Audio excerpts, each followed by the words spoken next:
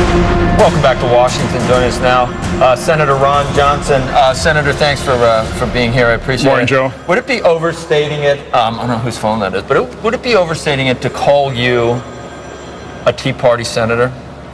Well, I actually kind of maybe sprang out of the Tea Party. It's my first political involvement. I gave a speech to the Tea Party.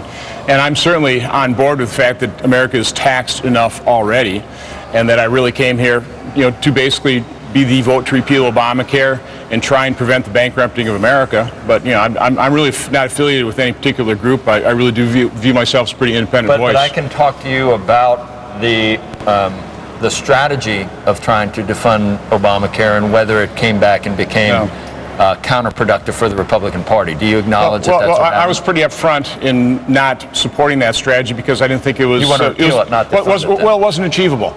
I mean, I've done a lot of strategic planning in business. It always starts with ascertaining, acknowledging reality, and then set an achievable goal. I mean, don't set yourself up for failure, set yourself up for success.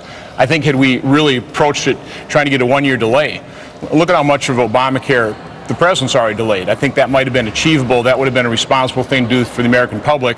I'm all for defunding, repealing, getting rid of Obamacare because I know the harm it's going to cause our health care system, our federal budget, and our freedoms. But, the proof is in the pudding. It was a spectacular failure in terms of that strategy. What we want as I guess it's sort of a mantra of ours now. We want business and the U.S., just the country itself, the people in the country, to maximize our earnings power, to maximize our prosperity, to maximize and to create jobs. Maybe Obamacare, some people in your view that hurts our goal, but so does shutdown. So does acrimony, and the federal government harms economic growth. The federal government. Well, this latest episode, I don't know how many people. But just in general, you've got a regulatory burden that is $1.8 trillion. Joe, that's a number that's larger than all but 8 economies in the world. That's what we are burdening our job creators with from the federal government regulations. Throw on top of that the tax rates and our uncompetitive nature in terms of our tax system here, our corporations versus others, small businesses that now are paying a tax rate in excess of 40%.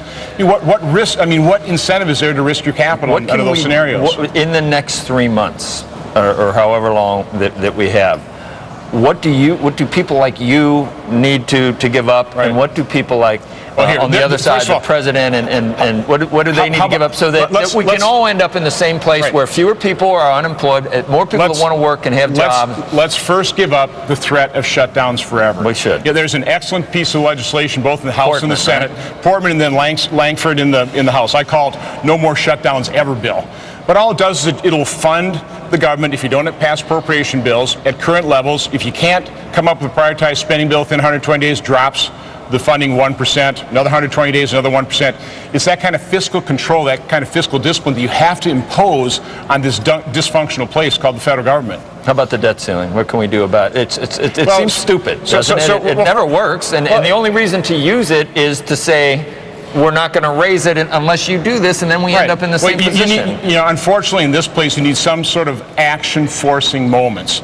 And the debt ceiling is certainly one of those. Is it ever not going to be raised? How if it's never not going to be raised? Well, first of all, we're never going to default. We're never going to default. That's what I mean. So why have it? What we should be doing is we should be facing reality. We should be actually looking at real information.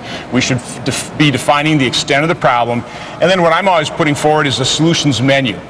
On a no-fault basis, let's start saying, hey, not that I'm proposing this, but what would happen if we actually start recognizing people aren't dying at 62, they're living, which is a good thing, to 80. Right. We haven't adjusted that yet. Let's start putting on the solutions menu the value of those types of solution proposals so the policymakers actually know the value of their options. You've got it's not unfunded, but the deficit will be $107 trillion.